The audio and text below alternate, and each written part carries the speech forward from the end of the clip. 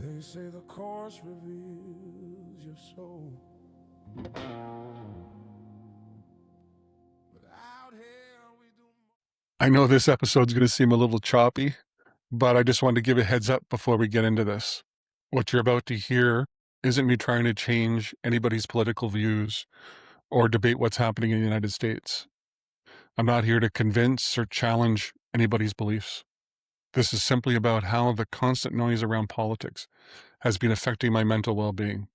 I also want to say this clearly, no matter where you stand, Democrat, Republican, or somewhere else, I know the intensity of the conversation can affect you too. People in the USA often grow up with a strong connection to their party, and that loyalty can run deep. From where I stand in Canada, things are a bit different. We tend to follow policies or individual candidates rather than sticking to one party for life. Neither approach is right or wrong, they're just different. My intention isn't to offend anybody or dismiss anybody's perspective.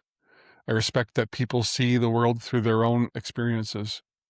I'm simply sharing how all of this feels from my side, in case it resonates with someone else who's been feeling the weight of it also. Hi, my name is James Hicks, and welcome to my podcast called SanSafe. A couple of things to get out of the way before we start. One is I don't have a name for this episode, so if you can come up with a good name, DM me, let me know what you think it is, and I will name it that name. Also, as you can see, I got a little bit of swag. I've made a few items, coffee mugs, hats, jackets, that kind of thing. If you want to pick anything up, you can just go to my website and you can order it right off the website. Any money that's made from it is going to charity, research into mental health. And I have two different charities that I'm giving to. One's in Canada and one is in the States. I did that so that anybody that does purchase anything from the States or donates anything from the States will go to a charity in that area. Same goes for the people in Canada. If you order something from my website or donate anything to the charity, then it will go to the charity in Canada. Now, this episode, it is not about golf, and I don't want this site to be political, but it's just something, it's about mental health. And I think the biggest effect on my life right now, other than like the real traumatic stuff that's happened, is coming from external. And this episode isn't easy. It's not polished. It's not comfortable for me, but I think it's necessary. I've been carrying something and I know I'm not alone. I think there's a lot of people that are feeling the same thing. I've had discussions with people. I tried not to talk about politics, but every once in a while someone will start talking to me. I was just on a cruise and there's a great couple beside me, elderly couple, and he brought it up and his viewpoints were the same as mine. He runs into problems with his family, the same as me. We get into debates over it, and you've got to avoid it at some time because it can cause damage to your internal family, the beliefs that are out there. I'm not American, I'm Canadian. But what's happening in the United States is not just American, it's human. And it's hurting people far beyond its own borders. I know that I'm being affected greatly over it. I can't get away from the news. I get up in the morning and I turn it on to see what ridiculous thing happened. I watch it during the day. I watch it in the evening. And I've been glued to it for over a year. And it's not because of curiosity, it's because of dread. Everything that the headlines say are confirmation of things that I feared right when this started. And it's like the erosion of truth or nominalization of cruelty, the silence of those who should know better than to be silent. And still there are those who defend it. They'll twist themselves in the knots just to justify something that's not justifiable. They call it patriotism, when it's really just projection. Like I said, my own stepson, I've had arguments with him over it, and it's not over the policies. I agree with policies from both sides. Some are good, some of them are great. It'd be good if you could combine them, but it's over reality. It's not about left or right.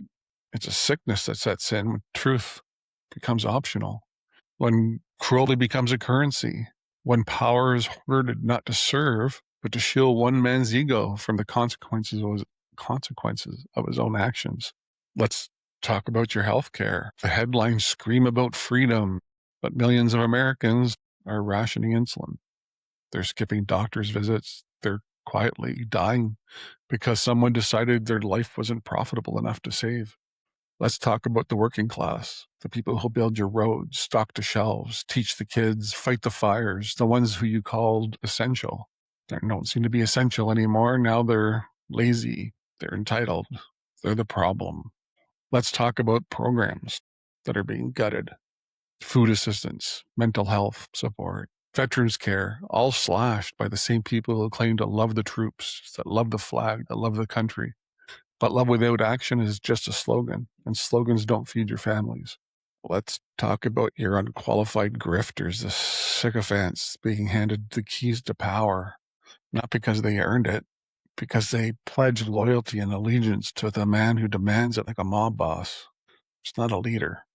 Let's talk about the weaponization of justice, not the fantasy version on cable news, but the real one, where whistleblowers are silenced, where political opponents are smeared, where the machinery of government is twisted to protect one man and punish anyone who dares to hold him accountable.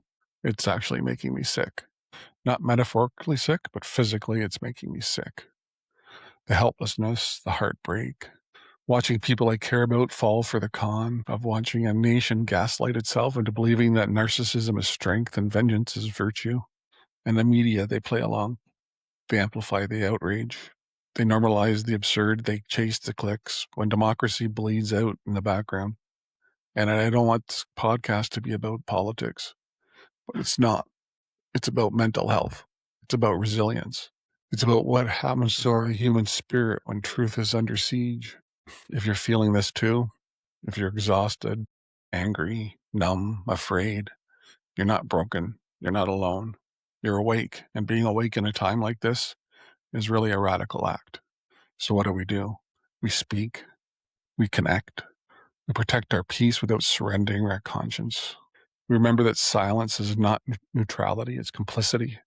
We remember that history is watching, and so are our children. This isn't about hating one man. It's about what he threatens. Truth, decency, democracy, each other. So if this has moved you at all, share it. Not because it's political, because it's human.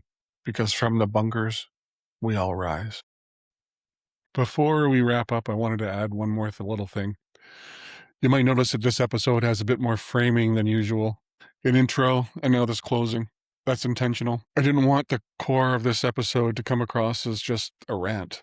I wanted to give it some context, to clarify where I'm coming from, and to expand what this experience actually means for me. And just like I said at the start, I'm not trying to change anybody's political views or challenge anybody's beliefs. People across the spectrum feel the weight of it all, and I respect that deeply. If anything you heard today resonates with you, no matter where you stand, I'd love to hear how you navigate the noise, what affects you, what grounds you, what you've noticed in yourself. I'm not looking for answers, I'm looking for connection. And remember, we're in this together. And from the bunkers, we rise.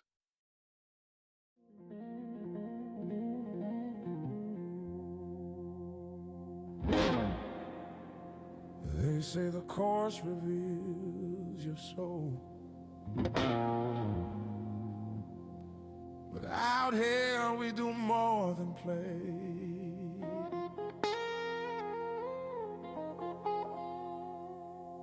We heal, we speak, we rise.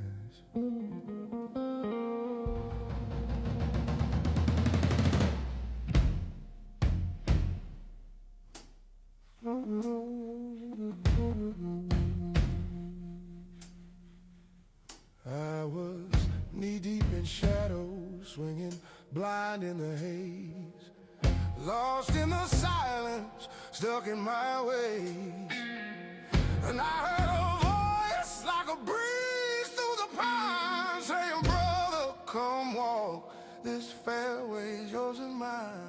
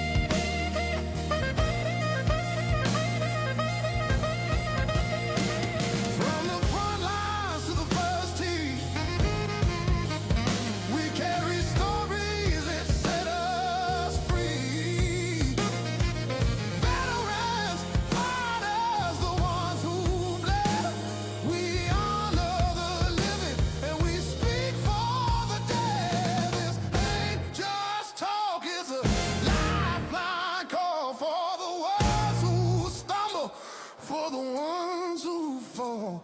We teared up with trembling hands, but we swing with hope and we take a stand.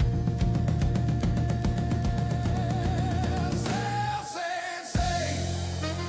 From the bunker we rise with a mic and a mission and fire and iron. We talk with grace in the games we play, where the wounded walk tall and find their way. Set safe, this is where healing begins.